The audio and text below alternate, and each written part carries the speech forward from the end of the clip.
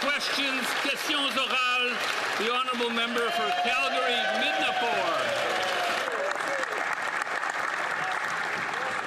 Mr. Speaker, this Prime Minister said that he would be guided by a new fiscal discipline. He said that he would limit operational expenditures to no greater than an increase of 2%. Yet he's presented a bill of $500 billion to Canadians. Single mothers, seniors, small businesses all make a budget before they spend. You would think that a highly esteemed banker would know that and would do that. So is he really committed to a new fiscal discipline? Or is he just like the last guy? L'honorable ministre des Finances et du Revenu national. Mr. Speaker, it's a pleasure to be back in the House, and it's a pleasure to deliver for Canadians, Mr. Speaker. We are delivering on our plans to make life more affordable in Canada, Mr. Speaker. The first measure we introduced was a tax cut for 22 million Canadians. There are Canadians in our riding that are going to benefit from the tax cut. We're eliminating GST on first-time home buyers for their new house, Mr. Speaker, and we are removing the consumer carbon price from law, Mr. Speaker. Together, we're going to build Canada strong, and I hope the Conservative will join us in that. The honourable member for Calgary-Midnapore. Well, Mr. Speaker, Liberals never learn and they never keep their promises. The Treasury Board President said in the last Parliament that she would find savings of $7.1 billion on high-paid consultants. Instead, this government is now spending another $6 billion on high-paid consultants. The Prime Minister said that he would limit increases in operational spending of no greater than 2%. Yet he's presented a $500 billion bill to Canadians. So who is the Prime Minister going to choose, Canadians or his friends? Right. L'honorable ministre des Finances et du Revenu national. Mr. Speaker, it is very clear we have already chosen Canadians, and Canadians have chosen us, Mr. Speaker, to lead this nation, to build a more ambitious Canada, to build a strong Canada, to build the best economy in the G7. Together on this side of the House, we're going to build the Canada of the future, Mr. Speaker. Full member for Calgary-Midnapore. Monsieur le Président, le Premier ministre. Mr. Speaker, the Prime Minister said that he would be guided by a new level of fiscal discipline. He promised to limit spending, and yet now he has brought in legislation that would include expenses of billions of dollars in additional spending despite the complete lack of budget. Even small businesses make a budget before moving forward. Why would a banker not do the same thing? Will he finally show a certain level of fiscal discipline, or is he going to be just like the Prime Minister before him? The Honourable Minister of Finance and National Revenue. Mr. Speaker, I'd like to thank my colleague for her question. As she has seen, we are presenting an ambitious plan for Canadians. And the very first measure we brought in was a middle-class tax cut that will affect 22 million people in her riding who will benefit. Then we said that we would be eliminating the GST for first buyers of new builds. That will enable us to have a resilient economy, a strong economy, the strongest one in the G7. For Simcoe North. Mr. Speaker, the Prime Minister is asking Parliament to approve almost $500 billion in spending, up 8% from last year. Nothing says spend less and invest more like spending more money on high-priced consultants and contractors. That's going up to $26 billion a year, over 35% increase. Wow. Is the kind of change this government trying to deliver to push civil servants out to bring their friends and high-priced consultants like McKinsey back in? Oh, good question. Good question. L'honorable ministre des Finances et du Revenu national. I'd like to thank my colleague for his question. In fact, Mr. Speaker, we're focusing on result. And you know what? The first measure that we have introduced in this Parliament is to help 22 million Canadians, Mr. Speaker. People in every riding. Canadians are watching at home and are wondering, are the Conservatives going to support them? Are they going to support this government? Because Canadians know that we have their back and we're going to fight for them at every step of the way. The honourable member for Nanaimo Ladysmith. Mr. Speaker, the Prime Minister said he wants to spend less and invest more, but this week his government tabled a $500 billion spending bill with no budget. While 15,000 people use loaves and fishes, the food bank in my riding, this government has increased spending on consultants by a jaw-dropping $6 billion, a massive increase of 36%. Consultants get a $26.1 billion gift that makes every household in Canada $1,400 poorer. Is the Prime Minister's reckless spending the real reason why there's no budget this spring?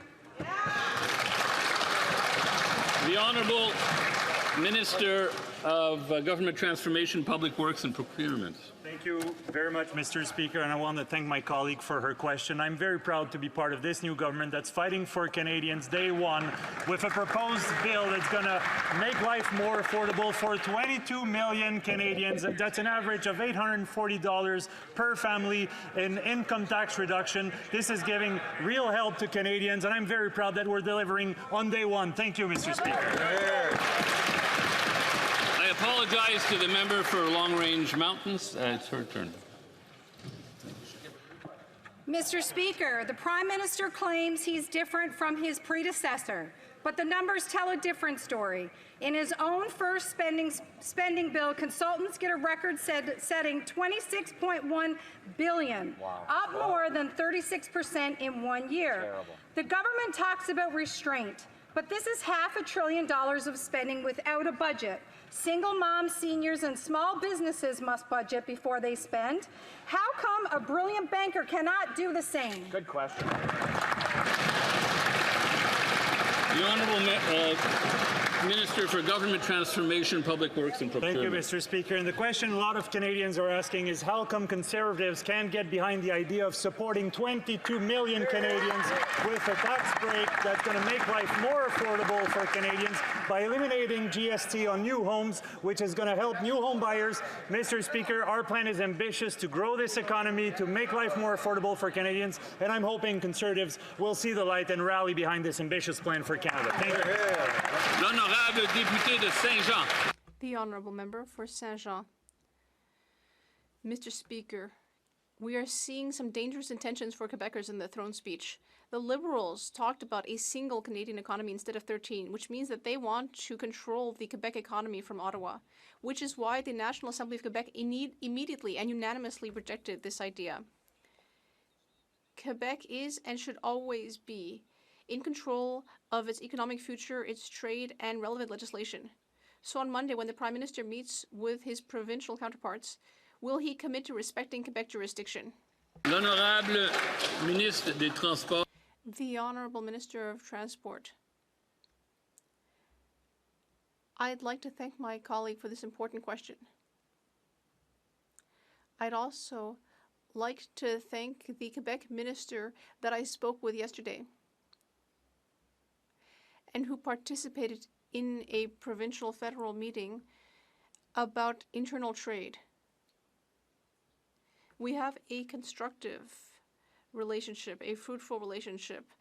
The federal government has an excellent relationship with the provinces and territories, and we will always respect provincial and territorial jurisdiction. The Honourable Member for Saint-Jean. Mr. Speaker, Canada is not a business, and Quebec is not a regional branch. The reason we don't have just one economy in Canada is that we don't have just one nation within Canada. We should never sacrifice Quebecers' interests in the name of a supposed Canadian unity.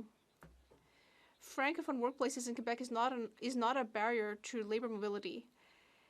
And ensuring that Quebecers can work in our forestry sector is not an obstacle to trade. Ultimately, the existence of the Quebec nation is not a trade barrier. Does the Prime Minister understand this? The Honourable Minister of Transport and Internal Trade. Yes.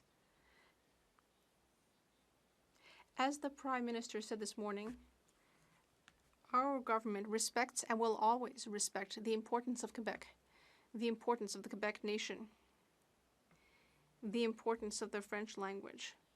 These are key priorities for our government. We also understand the importance of economic growth. And for our government, a priority is to create the strongest economy in the G7. That will be good for Canadians and Quebecers. The Honourable Member for Repentigny. Mr. Speaker, in the throne speech, The Liberals said once again that they want to have just one environmental assessment per project, which means that if an Alberta dirty oil pipeline is built and goes through Quebec, there would only be one assessment, which would be the federal assessment, ignoring Quebec and the provinces. But Quebec should be in control of its own territory. Quebecers and their institutions, like the Quebec Environmental Assessment Organization, they are the ones who should decide. Quebec's sovereignty on its own territory is non-negotiable. Will the government commit to respecting it? Climate change. Merci, Monsieur le Président. Thank you, Mr. Speaker. I'd like to take this moment to say that I am so pleased that so many Quebec MPs are part of our government. Nous avons 44. In fact, there are 44, and they will be speaking up very clearly for the interests of Quebec and Quebecers. I will always work in favor of the interests of Quebec, and I will make sure that we hear their voice.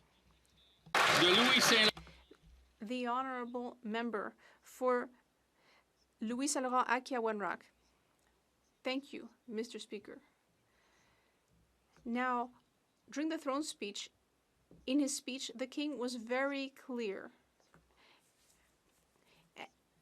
And this is something that shows what he felt about our previous Liberal government. He said that this government will be guided by a new level of fiscal discipline. And yet, very quickly, we see that in this new legislation that there will actually be an increase of $40 billion in spending, 8% more. It's hard to believe that these people could do worse than Justin Trudeau. How can this Prime Minister stand up and tell Canadians that he's actually going to do worse than Justin Trudeau? The Honourable Minister of Finance and National Revenue. Mr. Speaker, my colleague for Louis Saint Laurent knows that I respect him greatly. Yes, I'm sorry, I got the writing name wrong. But if he's talking about being able to stand up and look people in the eye, well, of course we can do that because there is a tax cut for 22 million Canadians. So the Prime Minister will be able to look people in the eye, and I hope my colleague will be able to do the same. He will be able to tell his constituents that he is voting for that tax cut and showing that he cares about Canadians. I would invite him to vote in favor. The honourable member for Louis Saint Laurent Akia-Wenrock. Well, Mr. Speaker, the king was quite cutting when he said that we need a new approach to fiscal discipline. You'd think that this would be an opportunity to change how things are done. But on the contrary, this government is actually increasing the amount spent on consultants. I could never have thought that the Minister of Finance would actually do something that was worse than what Justin Trudeau did. Will he get up, look Canadians in the eye, and say that he will finally start being a responsible steward of the fiscal fiscal system, not like Justin Trudeau? The Honourable Minister of Government Transformation, Public Services and Procurement. Thank you, Mr. Speaker. Well, you know which party Quebecers really were cutting towards. They cut the number of Conservative seats. After all, they didn't want a party whose plan was barely worth the paper it was printed on. Instead, they chose a plan to make the government more efficient, make the economy more resilient, and make life more affordable. And that's what we're doing with a tax cut for 22 million Canadians, $840 per family. I hope the member across the way will support that plan. The honourable member for Sherwood Park, Fort Saskatchewan. Your most important job is probably your first job because it starts you on the road to your career. But after 10 years of Liberal failures, that road is blocked for 1 in 7 Canadian young people.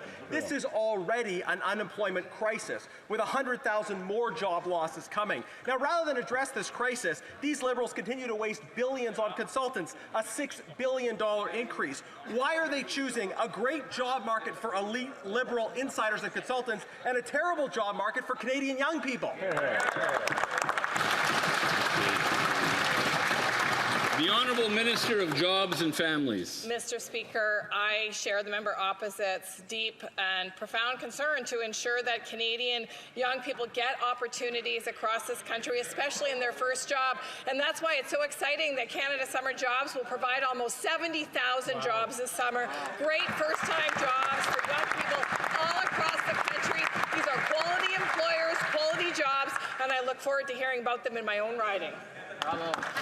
The honourable member for Sherwood Park, Fort Saskatchewan. Mr. Speaker, that minister has sat around the cabinet table for more than 10 years, and unemployment is steadily going up. It's actually at the highest point it's been in 10 years outside of the COVID period. We have an unemployment crisis, and Liberals are making things worse with another outrageous spending bill. This Prime Minister wants to spend even more than Justin Trudeau. So how can they ask Parliament for another $400 billion blank check with no budget, no plan for jobs, no plan to address the pain that their policies have caused? The Honourable Minister of Jobs and Families.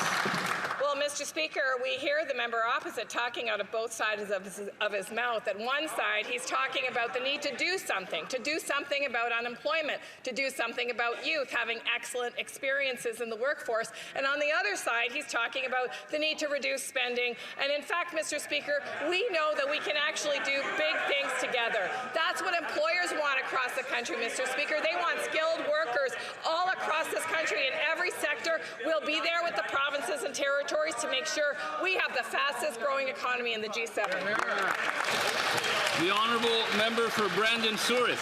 Thank you, Honourable Speaker. This week, the Prime Minister introduced his first spending bill, and despite promising to cap spending during the election, the bill increases spending by another 8% on an already bloated federal government. $500 billion in spending introduced the same day as he promised again to cap it, all with no budget and on the backs of hardworking Canadians and at the expense of future generations. When will these Liberals finally cap spending and put the financial future of young Canadians first? Will the Prime Minister give us the date for a spring budget today? The Honourable Minister of Finance and National Revenue.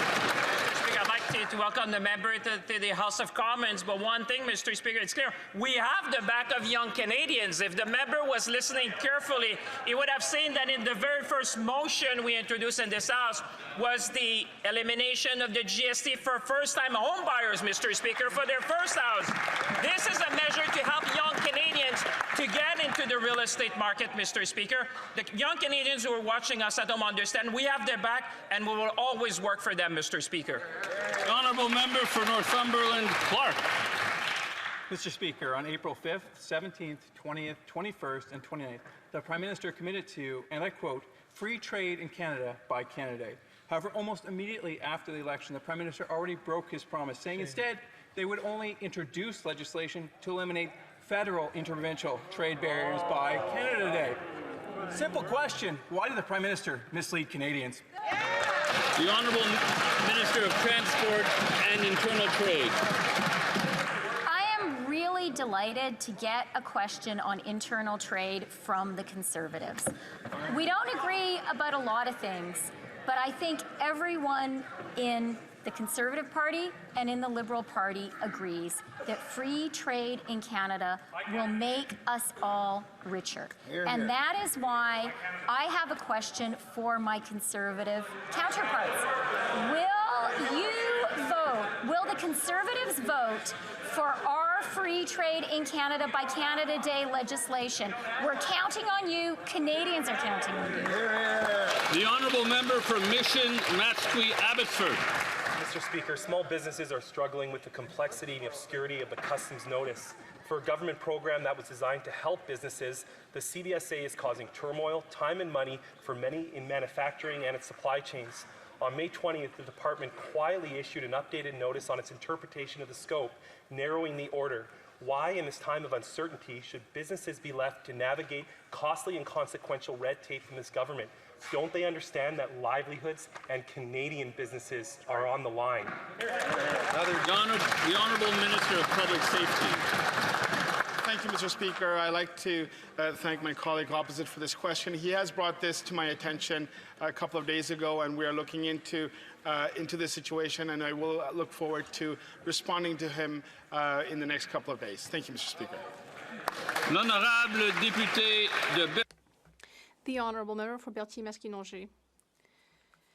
Mr. Speaker, even under their new leader, the Liberals are spending way too much. The Prime Minister promised that he would limit the increase in spending to 2% a year, but instead we're hearing that actually he's going to raise spending by 8% this year, and that's before the tax cuts and nearly $2 billion in new spending that he wants to pass this session. It's very disturbing to bring in these measures without even giving us a clear picture of the public finances. Will this Prime Minister table a budget instead of governing exactly like Justin Trudeau did? The Honourable Minister of Finance and National Revenue. Mr. Speaker, I have a great deal of respect for my colleague, for Berthier Masquinongé, as he knows. But it's surprising to hear that the Bloc Québécois is against a measure that will help people in his own riding. We just tabled a motion in this House to cut taxes for 22 million Canadians. That could be up to $840 for a two-income household. This will be great for people in Berthier Masquinongé, and people in that riding are expecting their MP to be there for them and to vote in favor of this measure. The Honourable Member for Berthier Masquinongé. Mr. Speaker, people in Saint-Maurice-Champlain are expecting this member to table a budget. It's a little bit like this Prime Minister looked at the Trudeau spending and said, just watch me. In fact, we can only expect him to show up in this House wearing Adidas sneakers. This Prime Minister is showing that he simply intends to be the fourth edition of the same old Liberal government. Once again, he's trying to make people believe that they can keep spending while reducing taxes and somehow without increasing the debt. Well, let them then show us how they plan to do that. Let them table a budget. The Honourable Minister. Well, this gives me an opportunity to thank the voters in Saint-Maurice-Champlain who have sent me here for a fourth consecutive mandate, and I will fulfill my mandate with humility and conviction. And indeed, we will be proposing a budget in the fall very soon. It will be an ambitious yet prudent budget, which will enable us to build the Canada of tomorrow. That's exactly what Canadians expect from us, that we build a strong economy, the strongest in the G7, a resilient, strong Canada. Member for Cloverdale, Langley City. Mr. Speaker, I recently talked with a young fellow who said, unless my parents die and leave me this house, I will never own one. Now, that's a reality for many young Canadians. So imagine their shock when they hear that the new housing minister says that home prices don't need to come down. Under this former mayor of Vancouver, house prices shot up 179%, rent up 50%, homelessness up 40%. If he didn't fix it then, and doesn't see a problem now, how much more expensive does he plan to let things get? The Honourable Minister of Housing and Infrastructure. Mr. Speaker, my thanks to the member opposite for the question.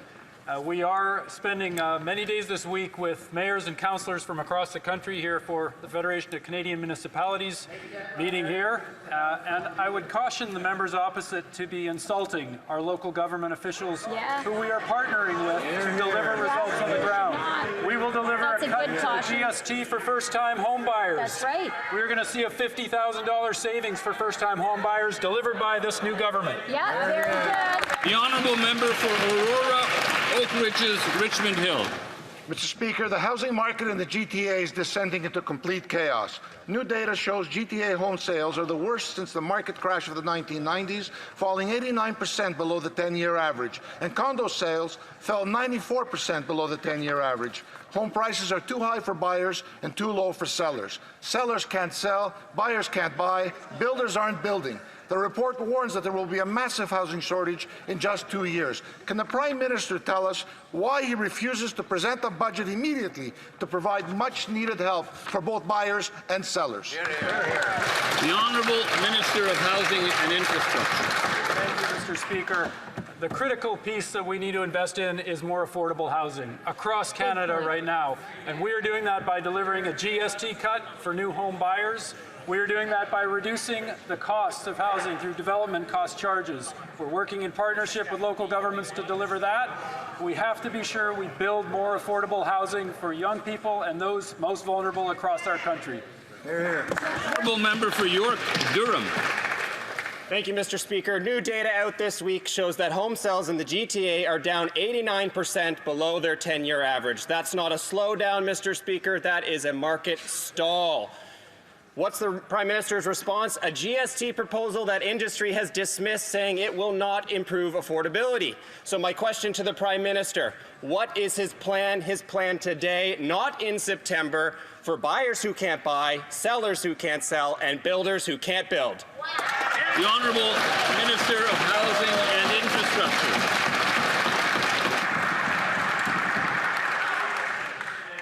Thank you, Mr. Speaker. So we do have good news coming with the GST cut for first-time home buyers. We are seeing a stall in the market as people wait for that cut. We hope that the members opposite will support that cut. That's right, they should.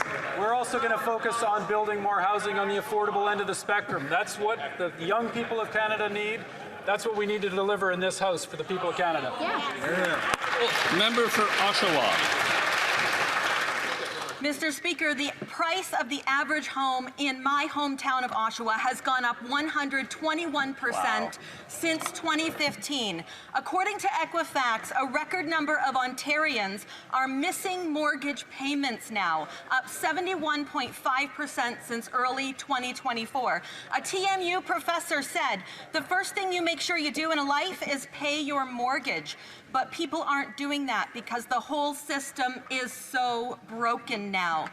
This Liberal housing minister, former mayor of Vancouver, comes to us with an already broken record of sky-high prices and surging homelessness. So why should Canadians trust him to do the job? The Honourable Minister of Housing and Infrastructure. Thank you, Mr. Speaker.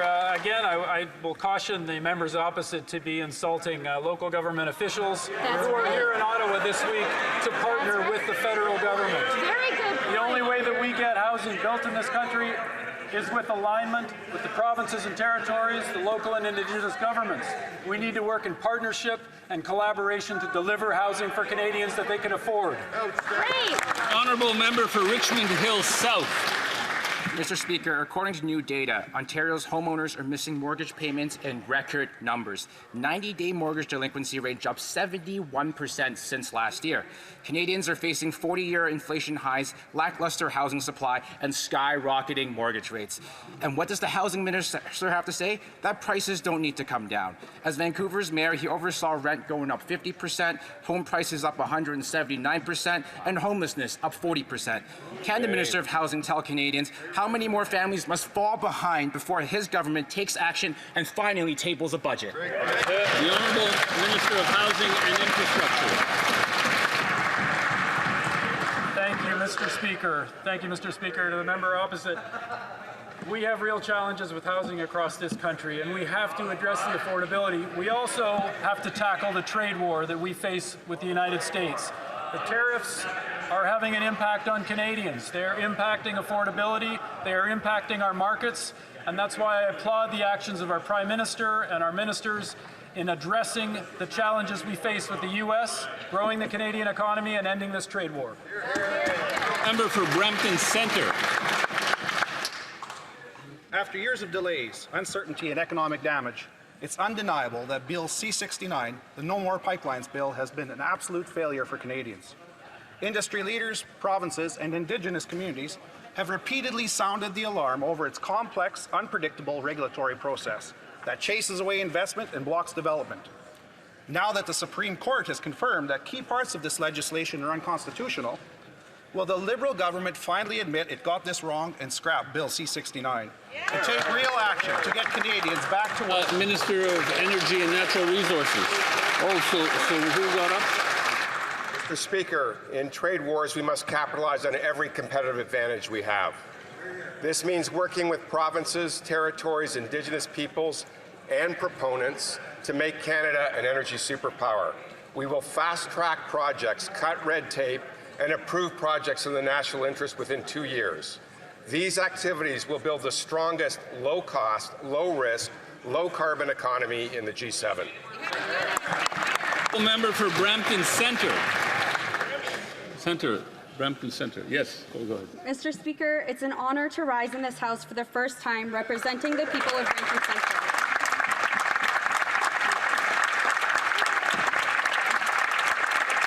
I want to thank my family, friends, campaign team and constituents for all of their love and support. Our constituents from across Canada sent us to Ottawa to deliver them real results. Can the President of the Treasury Board share with this House what we are doing to bring down the cost for Canadians? To the Treasury Board. Mr. Speaker, I'm honored to work with the newly elected member for Brampton Centre to deliver results for our community and for all Canadians. Canadians elected a new government to take bold actions, and that's what we're doing with our first act. A tax cut for 22 million Canadians, new sports for first-time home buyers, and by removing the consumer carbon price. This new government is taking decisive actions to make life more affordable for Canadians and to build Canada strong. The honourable member for Calgary-Crowfoot. Mr. Speaker, when this government was first elected in 2015, they killed 16 major resource projects and chased $176 billion out of the Canadian economy. This resulted in lost jobs, thousands of lost jobs in my city alone, and Bill C-69 continues to make it impossible to build the pipelines needed to unleash our resources and to restore our economic independence. Will the Prime Minister commit today to cancelling Justin Trudeau's No More Pipelines law, Bill C-69? Yes or no? Minister of Energy and Natural Resources. Mr. Speaker, I have been clear. We will support new pipelines if there is a national consensus in favor of them. We will honor with our country facing American tariffs, we must strengthen our energy and natural resources sector. There is no question energy is Canada's power. We will help build the strongest economy in the G7, create jobs for Canadians, and give the best cards to our negotiators at the negotiating table. Canada's new government will win this trade war. The honourable member for Miramichi Grand Lake. Mr. Speaker, Conservatives and Canadians know that if you pay more taxes to the government, the weather will not get better. Conservatives have been standing up for Canadians and against the carbon tax for more than a decade. This Prime Minister made a big splash in March when he told Canadians that he would axe the carbon tax. After the Conservatives pleaded for years, finally his government removed the consumer carbon tax. Now will the Prime Minister also repeal the industrial carbon tax so Canadian companies and industries can compete in the global economy? Yes or no, Mr. Prime Minister? The Honourable Minister of Environment and Climate Change. That was an interesting question, and I'm going to actually disagree with all the premises of it. But if we actually care about industries, then we're going to look at what's actually costing them right now. And that's the tariffs that are coming from the United States. It's impacting their ability to do what they need to do. We are here standing up for Canada. We're here standing up for a strong economy. We know that that's what we need to do. That's what Canadians asked to do, and that's what we're going to keep doing. The honourable member for Bow River. Mr. Speaker, the Prime Minister says that half of Canada's oil needs to stay in the ground. And now he's backing that up with a production cap that the Parliamentary Budget Officer says will kill 54,000 jobs and gut $20 billion from our economy. This keep it in the ground agenda doesn't just kill paychecks, it makes us more dependent on foreign oil. It weakens our economy, punishes Alberta families and Saskatchewan families who build this country's energy sector. So I'll ask the Prime Minister a simple yes-no question. Will he scrap his job-killing production cap and finally let Canadians restore energy independence? The Honourable Minister of Energy and Natural Resources. Mr. Speaker, my goal is to get things built where there are proponents. Canada's new government will fast-track projects, cut red tape, and approve projects in the national interest within 2 years. We will make Canada strong and protect ourselves from American tariffs if we work together with Indigenous partners and our workers, but across party lines. I encourage my Conservative colleagues to join us in creating new jobs, building the strongest economy in the G7, and making Canada an energy superpower. Honourable member for Swift Current Grasslands Kindersley.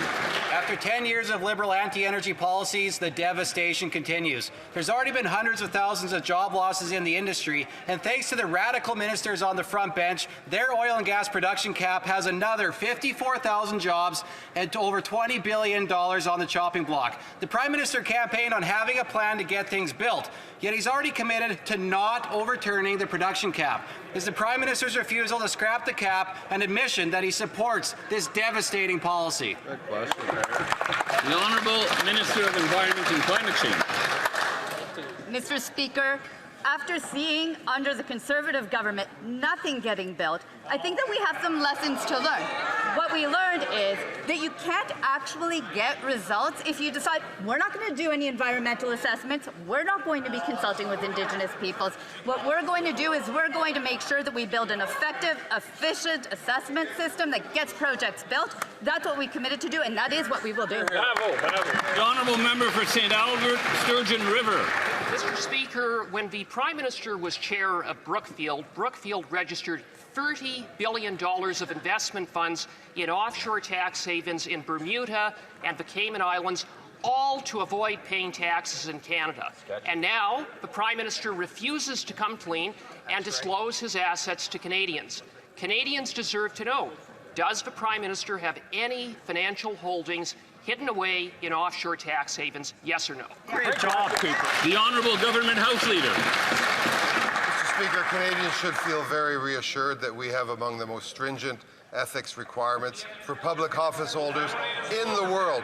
The Prime Minister has not only complied with all of those requirements, but has proactively and preemptively filed all of the information that the Ethics Commissioner requires. Obviously, complying with the rules is something we will always do on this side of the House. That's right. Canadians can bank on that. Hear, hear. Honourable Member for St. Albert, Sturgeon River. Mr. Speaker, the Prime Minister has been anything but transparent, hiding behind a loophole in Canada's ethics laws to hide his assets from Canadians. And it really begs the question, why? Is it because Mr. Elbows Up himself is dodging paying taxes? Is that why? Good question. Good question. The Honourable Government House Leader. Mr. Speaker, I don't know that evoking conspiracy theories is going to advance the case of the Conservative Party. What I would say is, to repeat one more time, that Canadians should feel very reassured by the fact that we have among the most stringent ethics guidelines in the world, and the Prime Minister has not only met those requirements, but exceeded them. L'honorable député de Bellechasse. The Honourable Member for Bellechasse-les-Échemins-Lévis. Mr. Speaker, recently in Lévis, nearly 10,000 people sought food assistance, which is twice as many as in 2021. Now, there are full-time workers who can no longer put food on the table. Meanwhile, the Liberal government promises to cut spending in the morning. Then, in the afternoon, it goes ahead and increases spending by 8%. There may be a new face in the Prime Minister's office, but the same bad habits remain. Does the Prime Minister realize that his out-of-control spending is fueling inflation and forcing even more Canadians to line up at food banks, Mr. Speaker? The Honourable Minister of Finance and National Revenue. Mr. Speaker, I thank my colleague for her question. We are all concerned about this situation in the country. That's why, Mr. Speaker, the first measure our government presented was one for affordability, so that about 20 million Canadians across the country could pay less in taxes, Mr. Speaker. The best way for Canadians to be able to keep their income, Mr. Speaker, the best way is for them to pay less in taxes. That is just one way we're helping Canadians, and we will continue to help Canadians. The Honourable Member for Bellechasse-les-Échemins-Lévis. Mr. Speaker, who's profiting? Not Canadians, but external firms, consultants. There are 10,000 people in my riding lining up at food banks. Can we at least have the decency to table a budget this spring, Mr. Speaker? L'honorable ministre de l'Industrie. The Honourable Minister of Industry. Thank you, Mr. Speaker. As you know, currently our goal is to help those who are struggling to make ends meet. That's why we cut taxes. That's why we cut taxes for the middle class. We are also cutting the GST for those who are buying their first property. And as my colleague knows full well, we are currently in the middle of a tariff war. We are fighting to create jobs, to protect jobs that are currently under threat, and we are also here to invest to build the strongest economy in the G7. The Honourable Member for Beauport-Limoilou. Thank you, Mr. Speaker. I congratulate you on the speakership. This is my first time rising in the House as member for Beauport-Limoilou. I thank my constituents for placing their trust in me. Voters called for change which will allow them to keep more money in their pockets. Can the minister explain what this government will do to make life more affordable for Quebecers and for all Canadians?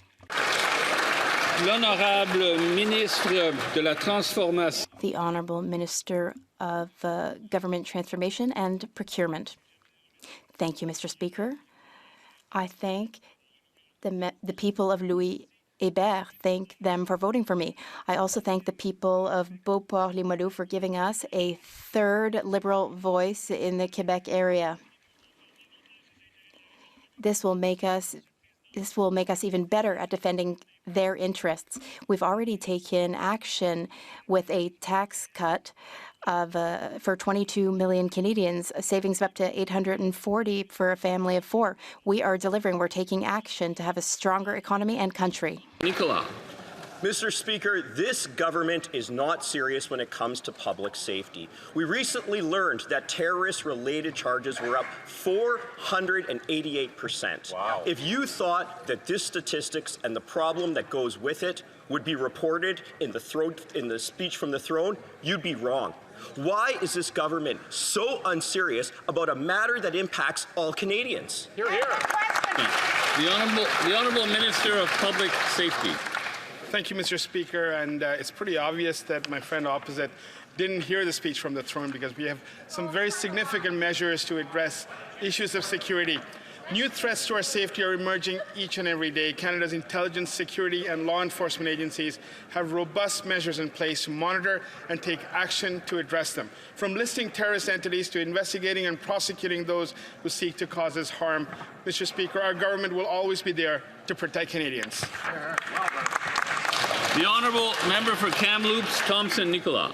This government will always be there to protect Canadians. Mr. Speaker, let's move to Exhibit 2. The case of Randall Hopley. This person kidnapped a 3-year-old child. He served a lengthy jail sentence. He was released into the community in 2023. Shortly thereafter, he was at large for 10 days with his photo being plastered everywhere. He was released again this week, and he didn't even last a day in the community. If this government is so committed to going after sex offenders, to protecting Canadians, will they repeal this? The Honourable Minister of Public Safety. Mr. Speaker, when we speak about crime and safety and security, it's important that we have the facts right. The case in question is a matter that was a matter of a statutory release, which is in law. And I invite my friend again to ensure that. It is statutory. Hear the Honourable Member. I can't hear the Honourable Member. Could he repeat that? Mr. Speaker, we cannot conflate issues of statutory release to bail. And we will ensure that as this is a matter that's before the Correctional Services Canada, we will work with them to ensure that they have the right measures in place. But I can assure everyone in this House that this is a matter of law, that it... The Honourable Member for Hamilton East, Stony Creek. Mr. Speaker, I have news from my riding of Hamilton East, Stony Creek. Yesterday, a Hamilton City bus was caught in the crossfire of a shooting. This comes just weeks after an innocent young lady tragically lost her life by a stray bullet on Upper James simply by waiting for the bus. Crime is out of control, and this status quo is unacceptable. When will the Prime Minister repeal Liberal C5 and Bill C75 so we can bring back safety to the streets of Hamilton and Canada? The Honourable Secretary of State for Combating Crime. Thank you, Mr. Speaker.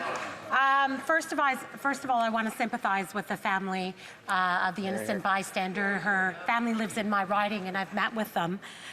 This issue is close to home for me and is one I'm committed to in my position. I know the Prime Minister is committed to it. We are going to make changes. This new government is committed to making sure that we hold criminals accountable and we make our streets safer.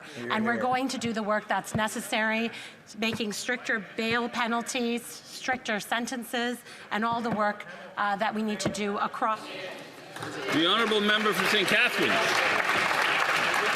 Thank you, Mr. Speaker. Canadians expect our government to keep our borders secure. A strong border leads to safe streets. Can the Minister of Public Safety provide this House with an update on the implementation of Canada's $1.3 billion border plan? Minister of Public Safety. Thank you, Mr. Speaker. Let me just begin by congratulating my friend from St. Catharines on his re-election.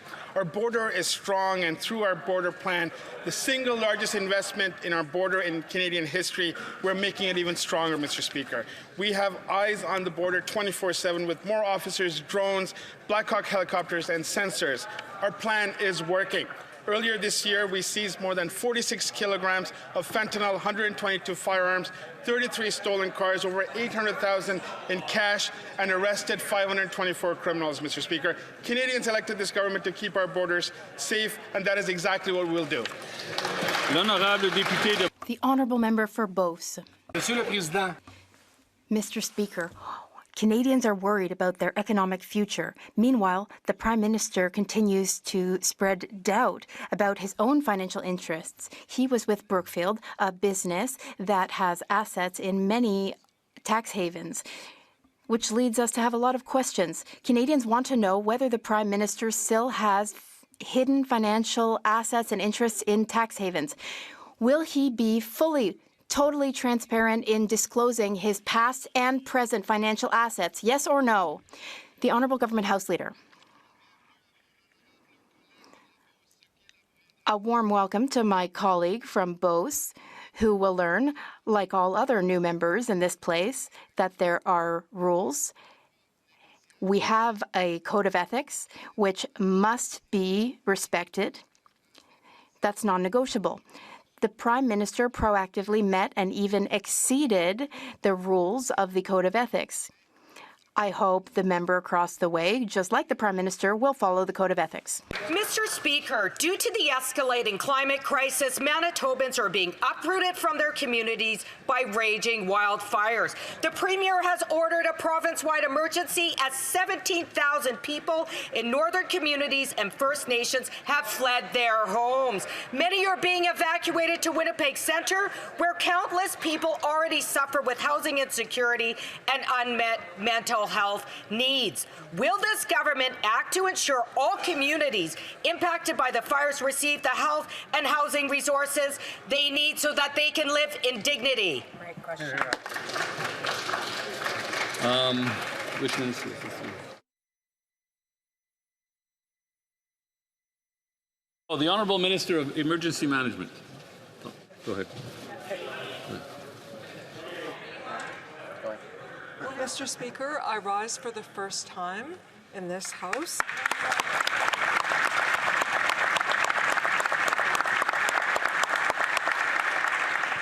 Our hearts go out to all of the communities who are affected by wildfires from coast to coast to coast. Last night, the Prime Minister and I received a request from the province of Manitoba seeking airlift evacuation support for 2 northwestern Manitoba First Nations communities, and of course we immediately agreed to that support.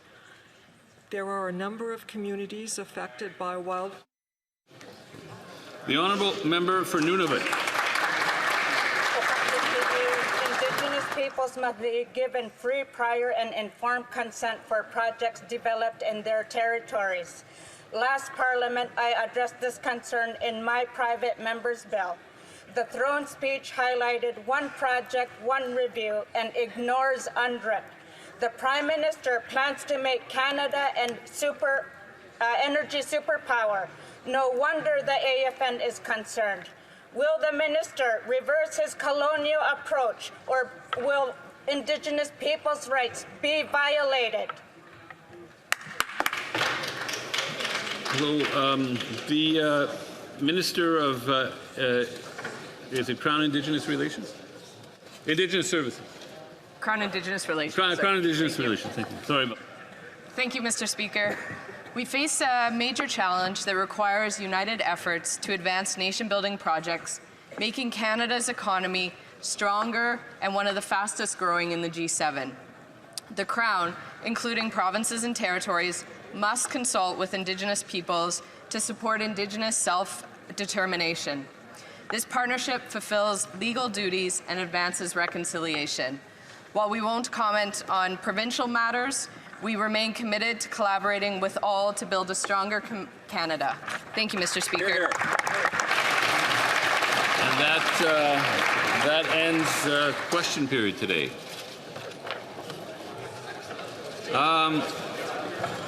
And it's time for the famous Thursday statement. The opposition deputy House Leader has a question for the government House Leader.